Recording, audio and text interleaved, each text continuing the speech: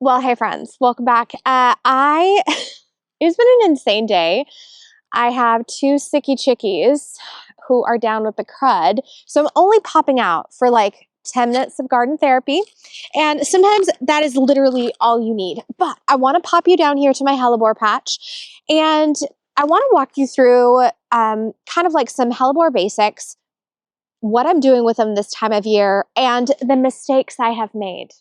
Okay, so first and foremost, if you don't know hellebore, welcome to hellebore land. They're lovely. I use them in all sorts of conditions. I love them in a container. I love them in a garden bed. And for us here in Seattle, so think like zone 7, 8, these are 4 seasons of interest. So they're going to be evergreen. They're going to have a bloom in the winter. And if you time it right and you choose like a wide variety of them, I could have a hellebore patch blooming from like December through March, April. I mean, that is insane longevity.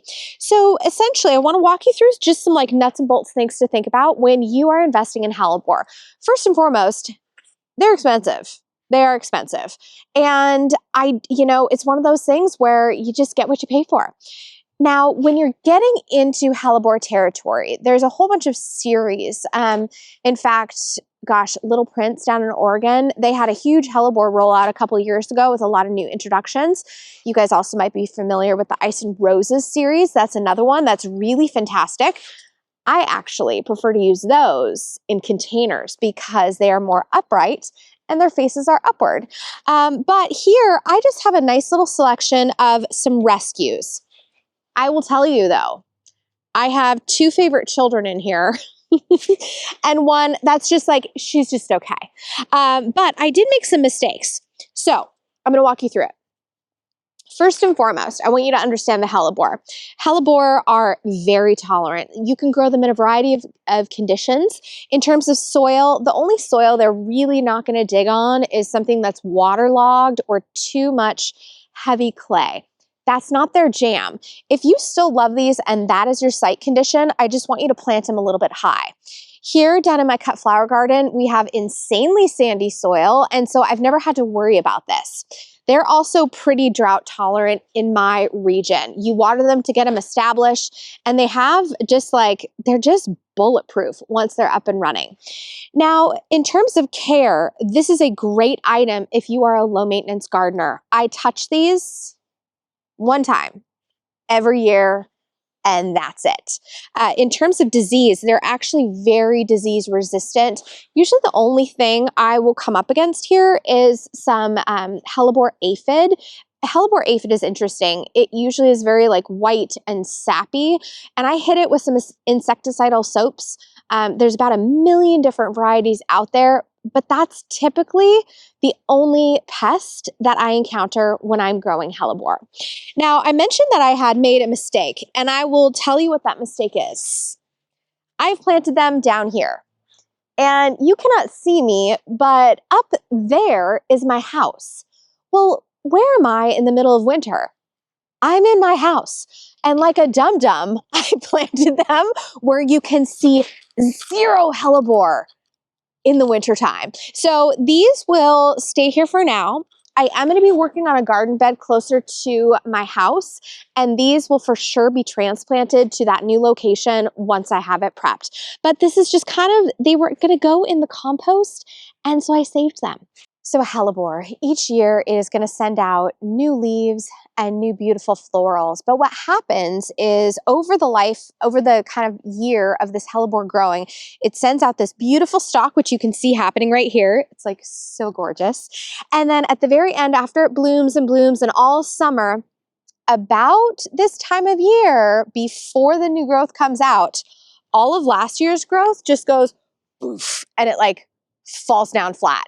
And I love it when a plant sends you a signal like this, because it's like, okay, we're done. Please remove us.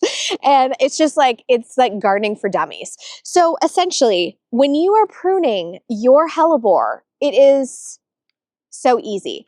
Every part of this plant tells you when it is ready to adios. So essentially, you can see I've got my leaves that have fallen over right here. And all you do, and by the way, I have all these leaves here because I'm just using these as winter protection. So after I'm done pruning, I will still bring some of these leaves back around the crown because, I mean, we got down to like 20 something last night. So it's not exactly a heat wave here. Anyways, you just come in, you've got your old leaf here, you cut it above this new growth, and that's it. Come in here, get another one, boom. And so I'm going to continue going all the way around. And when all this is said and done, what you're going to see is just the blooms for next year emerging from the ground. It is like, this is one of those projects where it takes 2 minutes and you feel so darn satisfied.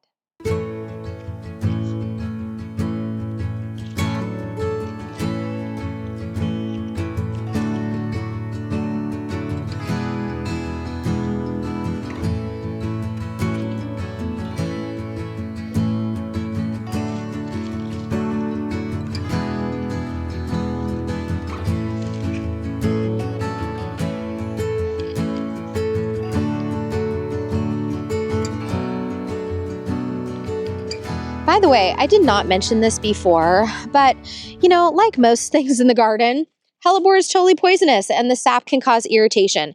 So always make sure that you are wearing gloves when you go in to prune back your hellebore, because no one wants skin irritation after pruning a hellebore. So just something to bear in mind.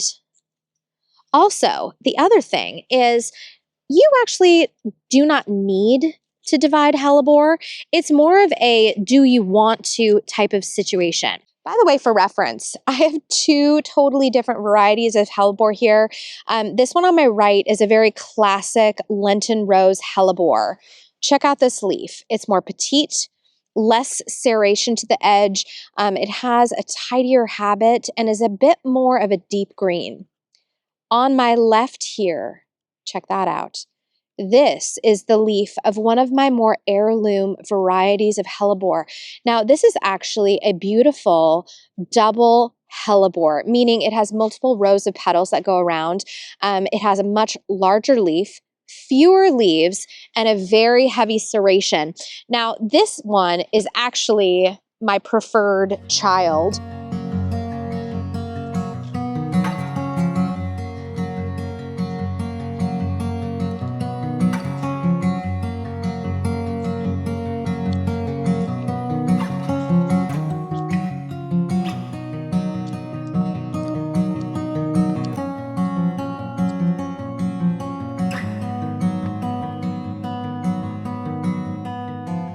So these are all of the clippings from my more traditional Lenten rose hellebore.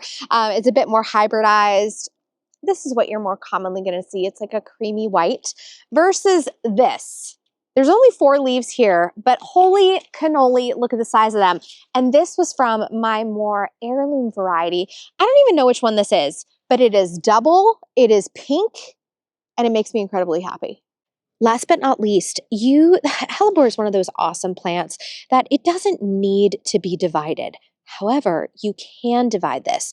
Now, this clump I actually will probably divide when I transplant it in the fall. I'm going to wait until October in my Zone 7, Zone 8 garden. You really want to wait till the temps are cooling for a more successful transplant. When I transplant it, what I'm looking for is, you see this little space between my new growth points here, or likewise between this one and this clump here. In fact, let me just take this extra little bit of stem out so you can see it more clearly. This might be where I divide as well. And essentially, when you dig this out, I want you to give it a good spray off with water, especially at the crown, and you're really going to see which pathway is going to be the easiest for you to divide. Also, depending on your hellebore variety, you may be able to wiggle this a little bit and start naturally breaking off clumps. All right, so hellebore, moral of the story, 4 seasons of interest. Don't sleep on it. I love the heirloom varieties, but be careful. Hellebore are a slippery slope, and there are some gorgeous ones out there. Oh, but also don't do what I did. Plant it somewhere where you can see it, like a dingling. I didn't do that. And, but it's not a big deal. You guys get to watch me transplant these in the fall. Okay, I will see you in the next one. If you are in polar icy conditions, I hope you are staying warm and that you've got wonderful people around you keeping you company. And I hope seeing my little hellebore on approach has brought you a tiny bit of spring joy. Okay, say hello to your garden for me. Bye.